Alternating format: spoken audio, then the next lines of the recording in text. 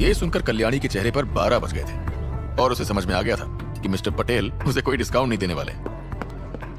थोड़ी ही देर में नक्श की टेबल का बिल आ गया। अनिका और चित्रा के 1 करोड़ मिलाने के बाद नक्श का टोटल बिल कुछ 1 करोड़ 60 लाख हो गया। नक्श की टेबल पर 6 लोग बैठे हुए थे और उनका खर्चा भी नक्श को ही उठाना पड़ रहा था। नक्श को इसमें कोई तकलीफ नहीं थी। कार्तिक ने 60 लाख का डिस्काउंट दिया और नक्श को केवल 1 करोड़ रुपए भरने के लिए कहा। नक्श, मुझे लगता है कि तुमने काफी दिखावा कर लिया है। अब मैं ये देखना चाहता हूं कि तुम आज 1 करोड़ रुपए का पेमेंट कैसे करते हो। मैम्बो अंकल ने नक्श के बिल पर एक नजर डालते हुए कहा। इसमें कोई शक नहीं कि अंदर ही अंदर मैम्बो अंकल मिस्टर पटेल से बहुत गुस्सा थे। वो नक्श को डिस्काउंट दे रहा था लेकिन उन्हें नहीं। ये बात उनसे हजम नहीं हो रही थी। अनिका और चित्रा ये दोनों ही नक्श को टेंशन भरी नजरों से देख रहे थे। उनका दिल चाहता था कि नक्श उस 1 करोड़ रुपए का पेमेंट कर पाए, लेकिन उनका दिमाग कह रहा था कि यह पॉसिबल नहीं है।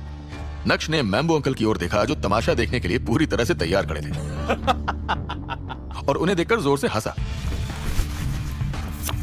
नक्श ने अपनी जेब से वॉलेट निकाला और उसमें से एक सुपर कार्ड बाहर निकालते हुए उस होटल के मैनेजर को थमा दिया। यह कार्ड सबको नहीं मिलता। इसके ट्रांजैक्शंस की कोई अपर लिमिट नहीं होती। सभी लोग नक्श के पास ऐसा कार्ड देखकर दंग रह गए थे। 1 मिनट रुकिए सर। यह बोलते हुए होटल के मैनेजर ने पॉज मशीन स्टार्ट की। नक्श के हाथ से उसका सुपर कार्ड लिया और ट्रांजैक्शन ऑपरेट करने लगा। मैम्बो अंकल भी अपने बिल की पेमेंट की तैयारी में लगे हुए थे और सभी लोगों से 1-1 करोड़ रुपए देने की बात कर रहे थे। जब मैम्बो अंकल की नजर नक्श के सुपर कार्ड पर पड़ी तो उनके चेहरे के एक्सप्रेशंस पूरी तरह से बदल गए। नफरत भरी नजरों से नक्श की ओर देखते हुए बोले, एक गरीब इंसान जिसके पास फूटी कौड़ी भी नहीं है, उसके पास ये सुपर कार्ड कैसे आ गया? दिखावा करने के लिए लोग किस हद तक जा सकते हैं? हाँ, मुझे भी लगता है कि अब होटल मैनेजर भी उससे यही कहेगा कि उसके कार्ड में इतना पैसा नहीं है, ट्रांजैक्शन फेल हो गया है। एक जवान औरत ने कहा, जो कार्तिक का ध्यान अपनी तरफ खींचना चाहती थी, लेकिन कार्तिक ने उसकी बातों पर बिल्कुल भी ध्यान नहीं दिया था। एक तरफ सभी लोग नक्श के बारे में कुछ न कुछ बोल रहे थे, तो दूसरी तरफ कार्तिक उन बातों को गौर से सुन रहा था और बारी बारी से सभी को नोटिस कर रहा था। उसे समझ में आ गया था कि ये मैम्बो बहुत ही कमीना इंसान है और बाकी के लोग बेवकूफ हैं जो उसकी बातों में आकर भेड़ चाल का शिकार हो रहे हैं। जब मैम्बो अंकल ने देखा कि कार्तिक उन्हें ही देख रहा है तो अचानक से उनका चेहरा पीला पड़ गया। तुरंत ही उन्होंने अपना मुंह बंद किया और उनके साथ साथ बाकी के लोग भी पूरी तरह से शांत हो गए थे। अचानक से पूरे बैंक्वेट हॉल में शांति छा गई थी। अनिका और चित्रा भी अब नक्श के करीब जा पहुंचे थे। अनिका को अंदर ही अंदर डर सता रहा था और उसे यह लग रहा था कि अभी उसे होटल के मैनेजर से यह सुनने को मिलेगा कि सॉरी सर, आपके कार्ड में इनफ बैलेंस नहीं है। लेकिन अगले ही पल जो हुआ उससे अनिका पूरी तरह से शॉक्ड रह गई थी। ऑलराइट, आपका 1 करोड़ का ट्रांजैक्शन सक्सेसफुल रहा। ये लीजिए आपका कार्ड। होटल मैनेजर ने अपने दोनों हाथों से पूरी रेस्पेक्ट के साथ नक्श को उसका कार्ड लौटाया। नक्श ने अपना सिर हिलाया और अपने कार्ड को वापस से अपने वॉलेट में डाल दिया। क्या ट्रांजैक्शन सक्सेसफुल हो गया? ये कैसे हो सकता है? कुछ ऐसे ही सवालों के साथ जो लोग नक्श को हमेशा गिरी हुई नजरों से देखते थे, अब वो जलन और कंफ्यूजन की नजरों से देखने लगे थे। अनिका को बिलीव नहीं हो रहा था कि ट्रांजैक्शन सक्सेसफुल हो गया। तुरंत ही अनिका ने नक्श को अपनी ओर खींचते हुए कहा, ये कैसे हो गया? तुम्हारे पास इतने पैसे कहाँ से आए? अरे तुम्हें ये सब जानने की कोई जरूरत नहीं है, बस खुशी खुशी इस पार्टी को एंजॉय करो। नक्श ने अनिका की ओर देखते हुए कहा और कुछ इस तरह मुस्कुराया कि उसके सफेद दांतों की पूरी बत्ती सी दिखने लगी थी। नक्श की बात सुनकर अनिका अपने होठ चबाने लगी और उसके बाद उसने नक्श से और कुछ नहीं पूछा। थोड़ी देर सोचने के बाद नक्श ने अनिका से कहा, अरे हाँ, मुझे थोड़ा काम है, इसलिए तुम और मम्मी जी निकल जाओ, मेरा इंतजार करने की जरूरत नहीं है। और हाँ, ध्यान से जाना। अनिका ने पहले कार्तिक की ओर देखा जो नक्श के ठीक बाजू में खड़ा था। उसके बाद उसने नक्श की ओर देखा, अपना सिर हिलाया और चित्रा के साथ वहां से निकल गई। अनिका समझ गई थी कि दो दोस्त कई सालों बाद मिले हैं, इसलिए नक्श और कार्तिक एक दूसरे के साथ बैठना चाहते हैं। आज भी नक्श ने अनिका और चित्रा को एम्बैरेस होने से बचाया, इसलिए अनिका को नक्श की बात मानने में कोई तकलीफ नहीं थी। जावेरी खानदान के बाकी लोगों ने एक एक करके पैसा जमा किया और उसके बाद वो भी पेमेंट करके वहां से निकल गए थे। पूरा बैंक्वेट हॉल खाली हो गया था, लेकिन दो दोस्त का याराना तो अभी शुरू हुआ था। कार्तिक ने अपनी कार निकाली और दोनों सफर पर निकल पड़े। कार्तिक नक्श को कहीं ले जा रहा था। क्या सेठ जी, हमसे कोई गलती हो गई है क्या? तू इतने समय से सूरत में है और मुझे पता तक नहीं है। कार ड्राइव करते हुए कार्तिक ने कहा। नक्श पास वाली सीट पर ही बैठा हुआ था। खिड़की से बाहर का व्यू देखते हुए नक्श ने अपना सिर हिलाते हुए कहा, काफी समय हो गया है। तू बता, तेरा क्या चल रहा है? क्या तू मुंबई छोड़कर सीधा यहाँ चला आया था? हंसते हुए कार्तिक ने कहा, हाँ तो और क्या, तूने ही तो कहा था कि मुंबई मेरे लिए सेफ नहीं है। ये ले पैसा और बना अपनी जिंदगी। यार बाप ने तो लात मार कर बिजनेस से बाहर कर दिया। वो अलग बात है कि अब जब मेरा बिजनेस चमक गया है तो बाप भी लाइन पर आ गया है। उस समय सोच रहा था कि कहाँ जाऊं, तो एक दोस्त ने कहा कि सूरत आ जा। सूरत पहुंचकर सोचा कि क्या करूं, तो दोस्त ने कहा कि जो तेरा बाप करता है वो कर। बस वही किया, बाप के जैसे एक होटल खोला और आज सूरत का सबसे बेस्ट होटल है तेरे भाई के पास। कम से कम सेठ जी मैंने आपको डिसअपॉइंट तो नहीं किया, तेरे पैसों का मैंने सही चीज में इस्तेमाल किया। मिस्टर पटेल, सच कह रहा हूँ यार, तेरी सक्सेस देख के मैं बहुत खुश हूँ। मैंने एक्सपेक्ट नहीं किया था कि होटल प्राइम स्टार तेरा होगा।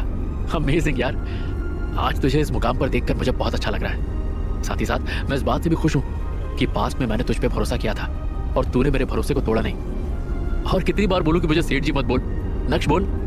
वैसे तेरी जिंदगी में तेरे दोस्तों ने तुझे संभाला है, पहले मैं, फिर तेरा वो सूरत वाला दोस्त। बढ़िया है। हाँ यार, मेरी जिंदगी को संवारने वाले, मेरी जिंदगी बनाने वाले तुम ही 2-4 लोग हो, और जिसने भी मेरे लिए किया है मैं उसे भूलने वालों में से नहीं हूँ। और तू भी मुझे मिस्टर पटेल मत बोल। क्या है ये? चूंकि कार्तिक ड्राइव कर रहा था इसलिए उसका पूरा ध्यान रोड पर था, लेकिन उसकी आंखों में नक्श के प्रति प्यार देखा जा सकता था। अच्छा बाबा ठीक है, लेकिन ये तो बता तू मुझे लेकर कहाँ जा रहा है? जब नक्श ने देखा कि इतना समय हो गया है और वो अभी तक डेस्टिनेशन पर नहीं पहुंचे, तो नक्श ने कैजुअली कार्तिक से पूछा, ये सवाल सही किया। क्या तुझे हिमानी अभी भी याद है? 2 साल पहले अचानक से मुझे पता चला कि वो भी तुझे ही ढूंढ रही है, इसलिए मैं उससे मिला। भाई साहब, उसने अपनी खुद की कंपनी खोल दी है, बदानी group of companies, skin care products, और वो भी इंटरनेशनल। अभी थोड़ी देर पहले ही मैंने उसे मैसेज करके तेरे बारे में बताया तो वो खुश हो गई। हमने डिस्कस किया और हम तुझे मिलकर एक सरप्राइज देना चाहते हैं। ये बोलते हुए कार्तिक ने नक्श की ओर देखा और उसके चेहरे पर एक सस्पेंस वाली स्माइल आ गई। जब नक्श ने हिमानी का नाम सुना तो उसके चेहरे के एक्सप्रेशंस पूरी तरह से बदल गए थे। हिमानी वो भी सूरत में है क्या? नक्श को यकीन नहीं हो रहा था कि हिमानी भी अपनी लाइफ में इतनी सक्सेसफुल हो गई है। अब जब हिमानी की बात निकली है तो हम आपको बता देते हैं कि नक्श और हिमानी की मुलाकात कैसे हुई। ये बात तब की है जब नक्श मुंबई में रहता था। हिमानी एक डिपार्टमेंटल स्टोर में काम किया करती थी। एक दिन जब नक्श ने हिमानी के डिपार्टमेंटल स्टोर से सामान खरीदा तो जल्दी जल्दी में नक्श अपना बैग वहीं भूल गया था। उस बैग में करीब 3 करोड़ रुपए थे। जब हिमानी ने उस बैग को चेक किया तो वो दंग रह गई और भागते हुए बाहर की तरफ बढ़ी, लेकिन इससे पहले कि वो नक्श को रोक पाती, नक्श अपनी कार में निकल गया था। हिमानी ने भागते हुए, पैदल चलते हुए भरे ट्रैफिक में नक्श का पीछा किया। पूरे 5 सिग्नल्स तक हिमानी ने नक्श को रोकने की कोशिश की। इसी बीच अचानक से नक्श को याद आया कि वो अपना बैग डिपार्टमेंटल स्टोर में भूल गया है, और वो जब वहां पहुंचा तो उसे पता चला कि वो लड़की उसका बैग लेकर भागी थी, लेकिन तब तक वो वहां से निकल गया था। थोड़े इंतजार के बाद जब हिमानी वहां पहुंची तो उसने नक्श को देखकर तुरंत ही उसका बैग लौटा दिया, और यहां से शुरू हुई नक्श और हिमानी की दोस्ती की कहानी। नक्श बहुत अच्छे से जानता था कि हिमानी को बिजनेस करना है, उसे अपनी कंपनी खोलनी है, इसलिए नक्श ने उसे भी 5 करोड़ रुपए की मदद की। उस समय नक्श के डैड भानुशाली ग्रुप को संभालते थे और नक्श के पास पैसों की कोई कमी नहीं रहती थी। नक्श हमेशा ऐसे लोगों की मदद करता था, लेकिन किसी से भी रिटर्न एक्सपेक्टेशंस नहीं रखता था। आज जब उसे यह पता चला कि उसके दिए पैसों से हिमानी ने अपनी कंपनी खोल डाली है, तो वो और भी ज्यादा खुश हो गया था। उसकी खुशियां डबल हो गई थी। डेस्टिनेशन पर पहुंचने के बाद कार्तिक और नक्श दोनों साथ में कार से बाहर निकले और बदानी ग्रुप ऑफ कंपनीज के ऑफिस की तरफ बढ़ने लगे। जैसे ही नक्श के कदम ऑफिस में पड़े, इंटीरियर्स देखकर नक्श का दिल खुश हो उठा था। पूरे ऑफिस को ग्रीक स्टाइल में सजाया हुआ था। अभी वो दोनों मेन हॉल की तरफ बढ़ ही रहे थे कि तभी अचानक से एक सुंदर सी लड़की, जो असल में ऑफिस की रिसेप्शनिस्ट थी, वो आई और ग्रीट करते हुए बोली। बहुत ही शालीन अंदाज में उस रिसेप्शनिस्ट ने कार्तिक से कहा। कार्तिक ने तुरंत ही अपना सिर हिलाते हुए कहा, नहीं, कोई जरूरत नहीं, मिस्टर नक्श खुद भी सब कुछ देख सकते हैं। नक्श ने भी अपना सिर हिलाया और बोला, हाँ, आपको मुझे कंपनी करने की कोई जरूरत नहीं है, मैं खुद ही सब देख लूंगा, आप लोग जा सकते हैं। नक्श, अपना ही ऑफिस समझ यार, 1st फ्लोर, 2nd फ्लोर और 3rd फ्लोर, पूरा स्टोर, तुझे जहां जाना है जा। 1st फ्लोर पर अभी जो भी प्रोडक्ट्स हैं वो अभी नए रिलीज हुए हैं, तू चेक कर सकता है, और तुझे भाभी के लिए जो भी लेना है तू ले सकता है, भाभी खुश हो जाएंगी। ये बोलते हुए कार्तिक अपने हाथों से इशारा करते हुए नक्श को बता रहा था कि उसे कौन से सेक्शन जाना चाहिए और वहां क्या क्या होगा। लेकिन जिस तरह से कार्तिक ने उस रिसेप्शनिस्ट के सामने भाभी भाभी कहा, नक्श थोड़ा शर्मा गया। नक्श ने तुरंत ही अपना हाथ हिलाते हुए कहा, ठीक है, समझ गया, हिमानी तेरा इंतजार कर रही है, अब तुझे जाना चाहिए। कार्तिक और हिमानी मिलकर नक्श को क्या सरप्राइज देने वाले थे? क्या उस सरप्राइज से नक्श की जिंदगी में बदलाव आने वाला था? क्या अब जावेरी खानदान नक्श को छोटा समझने की गलती करेगा? क्या नक्श की मदद करने के बाद अनिका नक्श से क्लोज आने वाली है? जानने के लिए सुनते रहिए इंस्टा एम्पायर, सिर्फ और सिर्फ पॉकेट एफएम पर।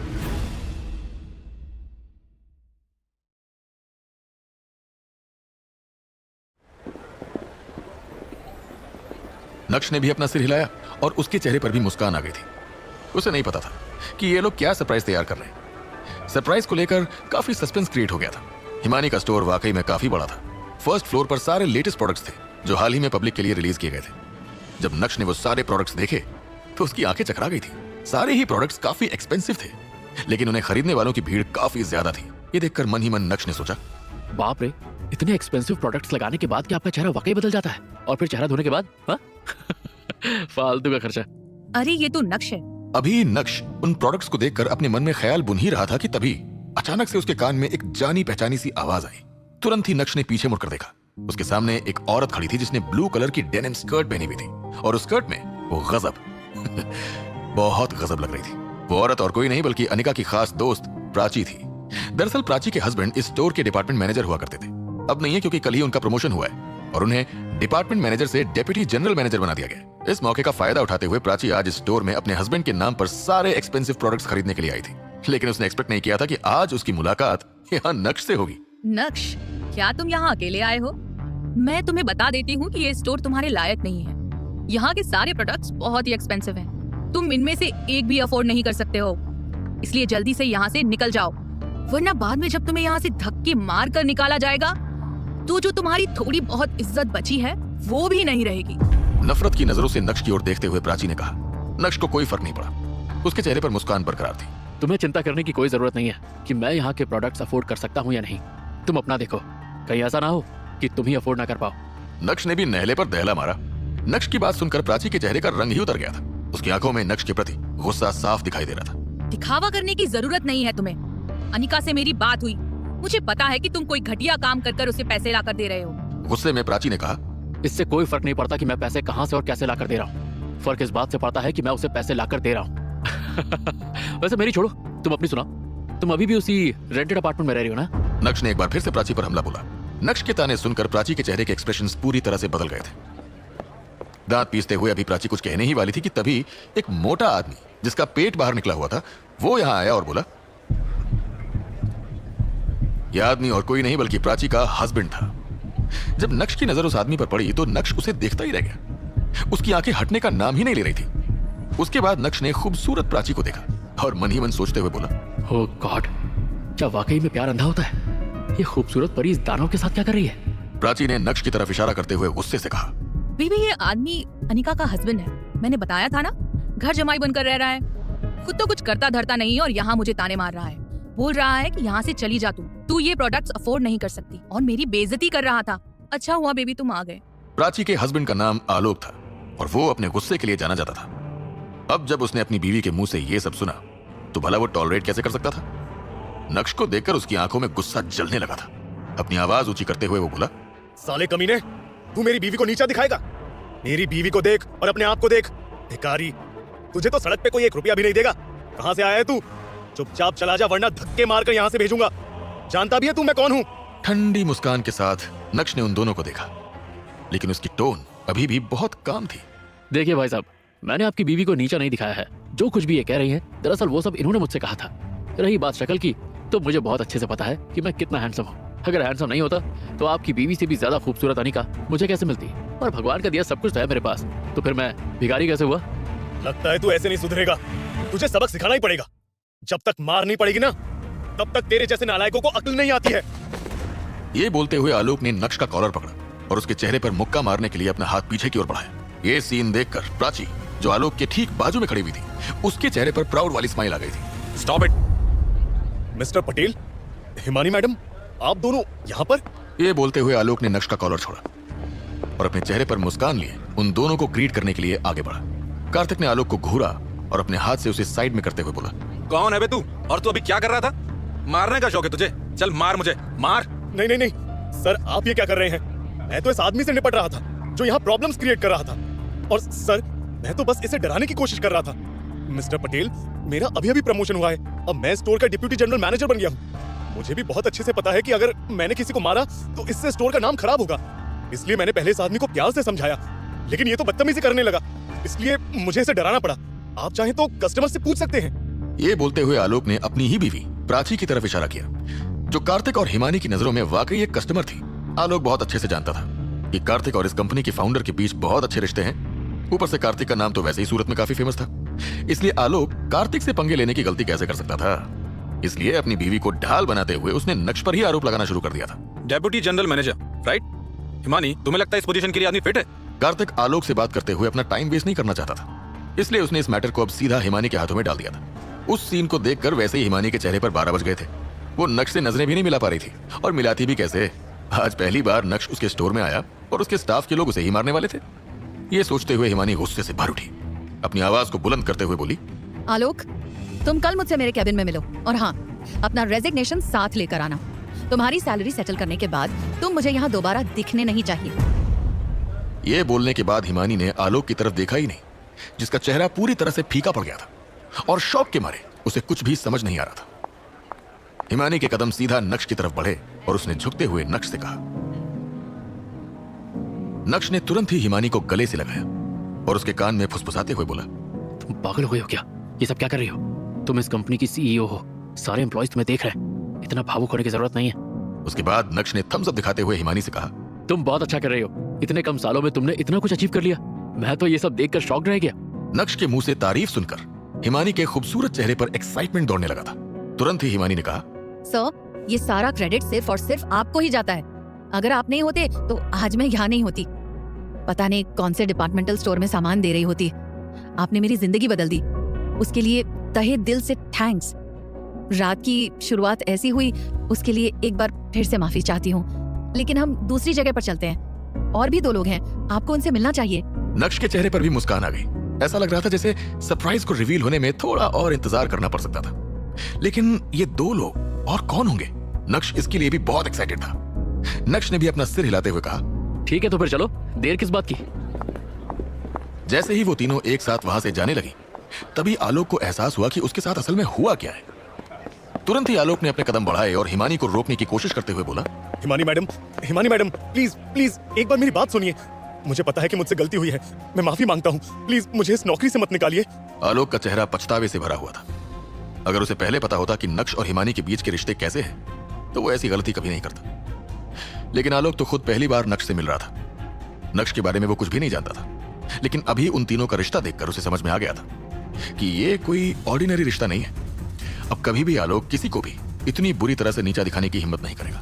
अभी आलोक के लिए सबसे ज्यादा जरूरी यही था कि वो अपनी जॉब बचाए, वरना अगर उसे फायर कर दिया गया तो हिमानी और कार्तिक के चलते उसे पूरे सूरत में नौकरी नहीं मिलेगी। नहीं मैडम, मैं पूरी तरह से सेटिस्फाइड हूँ। थैंक यू मिस्टर नक्श, थैंक यू हिमानी मैडम। भारी दिल के साथ आलोक ने अपने इमोशंस बाहर निकाले और नक्श और हिमानी के सामने झुकते हुए उसे थैंक्स कहा। अपने पति को झुकता देख प्राची भी नक्श और हिमानी के सामने झुक गई थी, और ये देखकर नक्श का दिल गार्डन हो गया था। इतने सालों की बदसलूकी के बाद आखिरकार आज नक्श को इन जैसों को सबक सिखाने का मौका मिल ही गया। नक्श ने तुरंत ही अपना हाथ हिलाते हुए कहा, अरे बस ठीक है। हिमानी ने बात को पलटते हुए नक्श से कहा, मिस्टर नक्श, चलिए चलते हैं। हाँ चलो। ये बोलते हुए तीनों एक साथ वहां से निकल गए, और उन तीनों में से किसी ने भी पीछे मुड़कर आलोक या प्राची को नहीं देखा। जब आलोक ने देखा कि वो तीनों स्टोर से बाहर निकल गए हैं, तो तुरंत ही आलोक प्राची की तरफ मुड़ा और अपनी गुस्सैल नजरों से उसे देखते हुए बोला, बेवकूफ औरत, आज तुम्हारी वजह से मेरी नौकरी चली जाती। किसी के भी बारे में कुछ भी बोल देती हो। थोड़ा सोचा तो करो कि सामने कौन है। आगे से मैं भी ध्यान रखूंगा, तुम्हारी बातों में नहीं आऊंगा। और क्या पूरे दिन शॉपिंग करती रहती हो? अब मैं डिमोट हो गया हूँ, किसी पर भी डिस्काउंट नहीं मिलेगा। जाओ और अपने बाप को बोलो, अब वही तुम्हें शॉपिंग कराएंगे। ये बोलने के बाद आलोक मुड़ा और वहां से चलता बना। उसने भी पीछे मुड़कर अपनी बीवी प्राची को नहीं देखा, जिसकी आंखें पूरी तरह से लाल हो गई थी ह्यूमिलिएशन के मारे। प्राची अब अकेली वहां खड़ी थी। वहीं दूसरी तरफ कार्तिक और हिमानी नक्श को सूरत शहर का सबसे बेस्ट फाइन डाइन रेस्टोरेंट बोहो लेकर गए। हिमानी ने पहले से ही एक प्राइवेट रूम बुक करवा दिया था। नक्श, हिमानी और कार्तिक जैसे ही उस कमरे में गए, वैसे ही दरवाजे पर खटपट की आवाज हुई। अभी नक्श सोफे पर बैठा ही था कि उसका ध्यान भी दरवाजे पर गया। तुरंत ही कार्तिक ने नक्श से कहा। नक्श उठा और उसने दरवाजा खोला। अरे आकाश, ओ गॉड, अरे रवीश भी आया है। ये बोलते हुए नक्श एकाएक शॉक्ड रह गया था। साथ ही साथ उसके दिल में एक्साइटमेंट के गिटार बजने लगे थे। मिस्टर नक्श, क्या हाल है आपके? आपको देखे अरसा हो गया है। ये बोलते हुए आकाश और रविश ने नक्श को गले से लगा लिया था। आकाश और रविश ये दोनों ही इंडियन आर्मी के जवान रह चुके थे। दोनों के परिवार में कोई ना कोई दिक्कत थी, इसलिए दोनों ने आर्मी से जल्दी रिटायरमेंट ले लिया और उसके बाद से नक्श के बॉडीगार्ड्स बनकर काम किया। ये वही बॉडीगार्ड्स थे जिन्होंने कार्तिक की भी जान बचाई थी। नक्श के साथ काम करते हुए आकाश को पता चला कि उसकी मां को कैंसर हो गया है। आकाश ने नक्श से पैसा नहीं मांगा, लेकिन नक्श ने उसकी मां का इलाज सबसे अच्छे हॉस्पिटल में करवाया और 3 से 4 करोड़ रुपए का खर्चा किया। अब वो अलग बात है कि भगवान जिसे अपने पास बुलाना चाहता है उसे कोई नहीं रोक सकता। बहरहाल आकाश की मां की मौत हो गई। जब नक्श को पता चला कि आकाश और रविश दोनों अकेले काम करना चाहते हैं, तो उस समय भी नक्श ने उन दोनों को फंडिंग दी थी। आज इस कमरे में नक्श को छोड़कर जितने भी लोग मौजूद हैं, उन सब की नक्श ने कभी न कभी मदद की ही है और उन सभी के दिल में नक्श के प्रति बहुत रिस्पेक्ट और ग्रेटिट्यूड है। जब भानुशाली ग्रुप ने नक्श और उसके पिता को कंपनी से बेदखल कर दिया, तब से नक्श गायब हो गया था और तभी से ये लोग नक्श को ढूंढ रहे थे। ये भी एक वजह है कि इन चारों की एक दूसरे से मुलाकात हुई और आज ये चारों भी काफी करीबी दोस्त हैं। मिस्टर नक्श, पिछले कई सालों से हम आपको गलत डायरेक्शन में ढूंढ रहे थे। अगर हम पास में केयरफुल रहते तो शायद हमें पता रहता कि सूरत शहर से आपके अच्छे ताल्लुक हैं और हम आप तक जल्दी से जल्दी पहुंच जाते हैं। खैर, देर आए दुरुस्त आए, फाइनली आपके दर्शन हो गए, दिल खुश हो गया। आकाश नक्श के पास आकर बैठ गया था और नक्श को ही देख रहा था। उसे नक्श पहले से कहीं ज्यादा मैच्योर लग रहा था। ये देखकर वो काफी इमोशनल हो गया। नक्श ने हंसते हुए कहा, अगर हम एक दूसरे से मिल गए हैं तो इसका मतलब लेट नहीं हुआ है। आकाश, मैंने एक्सपेक्ट नहीं किया था कि बोहो तुम्हारा रेस्टोरेंट होगा। क्या बात है, तुम सभी अपनी लाइफ में काफी आगे बढ़ गए। मुझे बहुत खुशी और गर्व महसूस हो रहा है कि मैं तुम लोगों के काम आ सका। जब आकाश ने नक्श के मुंह से अपनी तारीफ सुनी तो उसके चेहरे पर एक अलग ही ब्लश आ गया था। मुस्कुराते हुए वो अपना सिर खुजाने लगा था। जब नक्श ने आकाश के एक्सप्रेशंस नोटिस किए तो नक्श के चेहरे पर भी मुस्कान आ गई और अपना सिर हिलाते हुए बोला, तुम अभी भी वैसे के वैसे ही हो, बिल्कुल भी नहीं बदले। वैसे तो एक टफ मैन हो, लेकिन तुम्हारे अंदर एक चीज है, जब भी तुम एक्साइटेड हो जाते हो तुम्हारा चेहरा ब्लश करने लगता है। नक्श की बात सुनने के बाद सभी जोर जोर से हंसने लगे थे। तो अभी रवीश क्या कर रहा है? तुम दोनों साथ में काम कर रहे हो ना? नक्श की नजर लंबे चौड़े और हैंडसम रविश पर गई, जिसने ब्लैक कलर का सूट पहना हुआ था। रवीश भी एकदम मस्त है। उसकी खुद की सिक्योरिटी कंपनी है। एक से एक हट्टे कट्टे लोगों को भी रखा है। एक इंटरेस्टिंग बात ये भी है कि इसकी कंपनी में फीमेल बॉडीगार्ड्स भी हैं। मिस्टर नक्श, आप रवीश से कहकर अपने लिए 2-3 सुंदर फीमेल बॉडीगार्ड्स क्यों नहीं असाइन कर लेते? जब वो आपके साथ रहेंगी तो आपको एक अलग ही लेवल का एक्सपीरियंस मिलेगा। ये बोलते हुए हिमानी ने अपना हाथ मुंह पर रखा और जोर जोर से हंसने लगी थी। हिमानी की बात सुनकर रविश भी हंसने लगा था। रविश काफी रिजर्व नेचर का था, इसलिए उसके मुंह से शब्द कम ही निकलते थे। लेकिन आज उसे देखकर कोई ये नहीं कह सकता था कि उसकी खुद की बॉडीगार्ड की कंपनी है, क्योंकि वो तो खुद एक कॉलेज का स्टूडेंट लग रहा था। नक्श ने तुरंत ही अपना हाथ हिलाते हुए कहा, अगर मैंने 2 से 3 फीमेल बॉडीगार्ड्स हायर कर ली तो सब मुझसे जलने लगेंगे और मैं किसी को जलते हुए नहीं देख सकता। थोड़ी देर इसी तरह हंसने और बात करने के बाद अचानक से हिमानी सोफे से उठी और बाहर चली गई। कुछ ही मिनटों में हिमानी अपने हाथ में एक स्पेशल बॉक्स लेकर आई और बोली, मिस्टर नक्श, ये गिफ्ट हमने कुछ साल पहले आपके लिए खरीदा था। हमने तो इसे आप तक पहुंचाने की उम्मीद छोड़ ही दी थी, लेकिन आज देखिए हमारी किस्मत में आपसे मिलना लिखा था। ये लीजिए, पहले देखिए कि आपको पसंद आया या नहीं।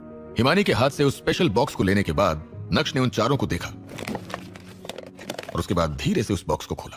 अरे, ये तो मुगल्स के जमाने की घड़ी है। वाह, क्या बात है। नक्श बहुत एक्साइटेड नजर आ रहा था। उसने ऐसी घड़ी सिर्फ टीवी और फिल्मों में ही देखी थी या फिर किसी म्यूजियम में। आज वो घड़ी उसके हाथों में थी और नक्श उस बॉक्स को एकदम टाइट पकड़े हुए था, जैसे मानो कोई उसका गिफ्ट छीन लेगा। वो घड़ी सोने की थी और रोशनी में कुछ इस तरह चमक रही थी कि नक्श तो अपनी आंख भी नहीं हटा पा रहा था। कार्तिक और बाकी लोगों ने एक दूसरे को देखा और उनकी आंखों में खुशी दिखाई दे रही थी। अगर नक्श को यह गिफ्ट वाकई में बहुत पसंद आया है तो उनके एफर्ट्स पूरी तरह से काम कर गए थे और ये देखकर उन्हें बहुत अच्छा लग रहा था। इसके लिए मैं आकाश और रवीश को थैंक्स कहूंगी, क्योंकि उन्हें पता था कि आपको ये अच्छा लगता है। अगर ये नहीं होते तो शायद मैं और कार्तिक तो डिसाइड ही नहीं कर पाते कि आपको क्या दें। सोफे पर आराम से बैठकर हिमानी ने कहा। कुछ देर ऐसे ही उस घड़ी को टकटकी लगाकर देखने के बाद नक्श ने ध्यान से उस बॉक्स को बंद किया और सभी को देखते हुए बोला, आई एम सॉरी, मेरी वजह से तुम सबको बहुत परेशानी हुई। आई एम सॉरी कि मैं ऐसे बिना बताए तुम सबकी जिंदगी से गायब हो गया, पर यह मेरा वादा है कि मैं दोबारा ऐसा कभी नहीं करूंगा। इतने कम पलों में ही तुम लोगों ने मुझे इतनी खुशी दे दी है कि क्या बताऊं। हम सभी बहुत अच्छे दोस्त हैं और हमेशा रहेंगे। अब अच्छे दोस्त हैं इसलिए थैंक्स नहीं कहूंगा, बल्कि मैं ये कहूंगा कि चलो टोस्ट करते हैं हमारी दोस्ती के नाम। टोस्ट का नाम सुनते ही आकाश को याद आया कि वो ड्रिंक्स तो लाया ही नहीं है। तुरंत ही आकाश ने वेटर से वोडका लाने को कहा और बॉटल आते ही सभी नशे में चूर होने के लिए तैयार थे। नक्श आज बहुत खुश था, इसलिए दबा के वोडका पी रहा था। उस रात सभी ने गदर मचा दी, शराब, खाना और डांस। उसके बाद क्या, सभी इतने नशे में थे कि किसी की भी घर जाने की हिम्मत ही नहीं थी। सब के सब आकाश के रेस्टोरेंट में ही सो गए। आकाश ने सभी के लिए अच्छा इंतजाम कर दिया था। ये पहली बार था जब नक्श शादी के इतने सालों के बाद घर नहीं लौटा था।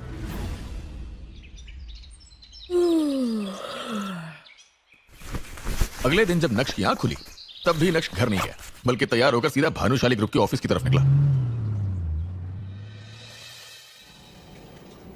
अपने केबिन में सोफे पर बैठकर नक्श आराम फरमा रहा था और सोच रहा था कि क्या उसे अनिका को मैसेज करना चाहिए, कि तभी अचानक से नक्श का फोन बजने लगा। जब नक्श ने देखा कि कॉल उसकी सास यानी चित्रा का है, तो तुरंत ही नक्श ने अपना गला साफ किया और कॉल उठाते हुए बोला, हेलो जी मम्मी जी, जय श्री कृष्ण। जय श्री कृष्ण।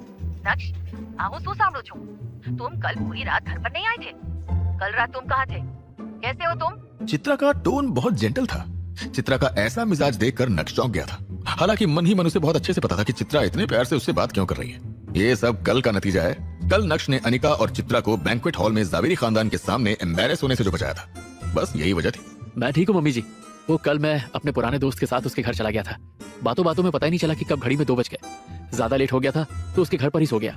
जैसे ही नक्श ने ये कहा, वैसे ही चित्रा की आवाज आई, पुराना दोस्त, बहुत समय बाद मिले होंगे, इसलिए बातों बातों में समय का पता ही नहीं चला। बहुत नॉर्मल है। ओ अच्छा, हाँ, मैंने तुमसे कहा था ना कि तुम्हारे पेरेंट्स का फिजिकल एग्जामिनेशन करवाना है। ये 2 दिन मैं पूरी तरह से फ्री हूँ, तो कल कैसा रहेगा? जब नक्श ने इस मैटर के बारे में फिर से सुना तो उसके मूड की बैंड बज गई। वो इस बात पर अचंभित था कि ये जानने के बावजूद कि नक्श अब अनिका की फाइनेंशियली मदद कर सकता है और जावेरी खानदान में चित्रा का स्टेटस बढ़ा सकता है, फिर भी वो ऐसी बात करके सुबह सुबह उसे चोट पहुंचाना चाहती थी। शायद चित्रा से किसी भी तरह की बदलाव की उम्मीद करना ही बेवकूफी था। नक्श अपने पेरेंट्स को इसमें इन्वॉल्व नहीं कर सकता था। अगर नक्श के पेरेंट्स को पता चला कि अनिका उसे हाथ तक नहीं लगाने देती है और इसी वजह से वो IVF के जरिए टेस्ट ट्यूब बेबी करने का प्लान कर रहे हैं, तो उन्हें कैसा लगेगा? वहीं दूसरी तरफ चित्रा को लगता है कि बार बार अगर प्रोसेस फेल हो रहा है तो उसके पीछे जेनेटिक डिसऑर्डर हो सकता है और इसलिए वो चाहती है कि नक्श के पेरेंट्स का फिजिकल एग्जामिनेशन हो। लेकिन जब नक्श के पेरेंट्स को ये सब पता चलेगा तो वो कितना इंसल्टेड फील करेंगे। इस बारे में सोचते हुए नक्श के चेहरे पर एक ठंडी मुस्कान आ गई थी। तुरंत ही नक्श ने कहा, ये कैसा रहेगा? मैं मेरे पेरेंट्स को कल बुला लेता हूँ, फिर आप और अनिका भी हॉस्पिटल आ जाओ। हम सभी एक बार फिर से फिजिकल एग्जामिनेशन करवा लेते हैं। प्रॉब्लम कहाँ है पता चल जाएगी। अनिका ने मारा कोई प्रॉब्लम नहीं, हम क्यों दोबारा फिजिकल एग्जामिनेशन करवाएं? नक्श ने जो कहा उसे सुनकर चित्रा को बिल्कुल भी अच्छा नहीं लगा था। उसकी बात से खुश नहीं थी और ऑब्जेक्ट करना चाहती थी, लेकिन नक्श ने उन्हें बोलने का कोई मौका ही नहीं दिया। ठीक है, तो फिर तय रहा, हम सब साथ में एग्जामिनेशन करवा रहे हैं। मम्मी जी, मुझे अभी थोड़ा काम है, मैं आप लोगों से बाद में बात करता हूँ। ये बोलते हुए नक्श ने कॉल कट कर दिया था। कॉल रखने के बाद नक्श थोड़ा आराम करने की सोच रहा था कि तभी अचानक से दरवाजे पर दस्तक हुई और नक्श की सेक्रेटरी नंदिता उसके केबिन में आ गई। क्या नक्श कल अपने पेरेंट्स को बुलाएगा? अगर हाँ, तो उसके बाद क्या होगा? नक्श अपने पेरेंट्स को क्या एक्सप्लेन करेगा? अगर नहीं, तो फिर चित्रा की तरफ से कैसा रिएक्शन आएगा? क्या चित्रा अपने टेस्ट के लिए मानेगी? आखिर प्रॉब्लम किसमें है? क्या इससे कहानी एक अलग ही मोड़ ले लेगी? जानने के लिए सुनिए इंस्टा एम्पायर।